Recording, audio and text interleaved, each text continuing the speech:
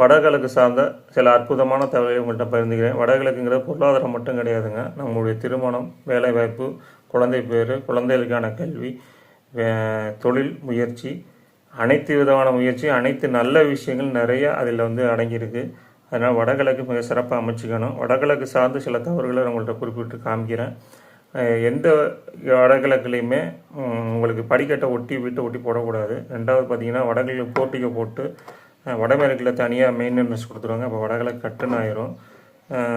வடகிழக்கில் முக்கியமாக கிச்சன் அமைக்கக்கூடாது. வடகிழக்கில் போர்ட்டிகை போட்டு உள்ளே வாசல் அமைத்தாலும் அதுக்குள்ளே சம்போ செப்டி டேங்காக அமைக்கக்கூடாது. எந்த விதமான பள்ளமும் பில்டிங்குள்ளே வரக்கூடாது.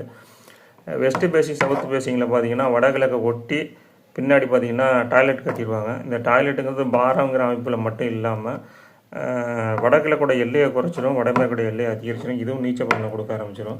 இது மாதிரி வடகிழக்கு சார்ந்து நிறைய தவறுகள் ஒவ்வொரு வீட்டுக்கும் மாறுபடும். எல்லாத்தையும் நம்ம வீடியோவில் சொல்ல முடியாதுக்கு மன்னிச்சிங்க.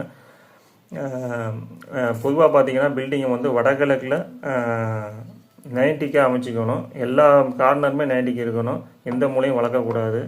சில பேர் வடகிழக்கு வளர்த்து கட்டிடுறாங்க. வடகிழக்கை எந்த இடத்துல வளர்த்து கட்டலாங்கிறத இன்னொரு வீடியோவில் நான் தெளிவாக சொல்கிறேன். பொதுவாக வடகிழக்குங்கிறது 2 வடகிழக்காக இருக்குது. ஒன்று வடக்கு வடகிழக்கு, இன்னொன்று கிழக்கு வடகிழக்காக இருக்குது. வடக்கு வடகிழக்கில் குடும்பத் தலைவி, குடும்பத்தோட மூத்த மக, குடும்பத்தோட மூத்த மருமக இருக்காங்க. கிழக்கு வடகிழக்கில் குடும்பத் தலைவர், குடும்பத்தோட மூத்த பையன், குடும்பத்தோட மூத்த மருமக இருக்காங்க. எது சார்ந்த தவறு ஏற்பட்டிருக்கோ அது சார்ந்த உறுப்பினர்கள் பாதிக்க போகிறாங்க. இது மேலே குறிப்பிட்ட ஏதாச்சும் ஒரு தவறு உங்கள் வீட்டில் இருந்துச்சுன்னா அதை கொஞ்சம் சரி செய்து மிக சிறப்பான வாழ்க்கையை வாழ்கிறதுக்கு நான் விரும்புகிறேன். இது உங்கள் வீட்டில் வேறு ஏதாவது வடகிழக்கு சார்ந்த டவுட் இருந்துச்சுன்னா கமெண்டில் பதிவிடுங்க. என்னால் முடிஞ்ச பதிலை உங்களுக்கு நான் பதிவிடுறேன். நன்றி, வணக்கம்.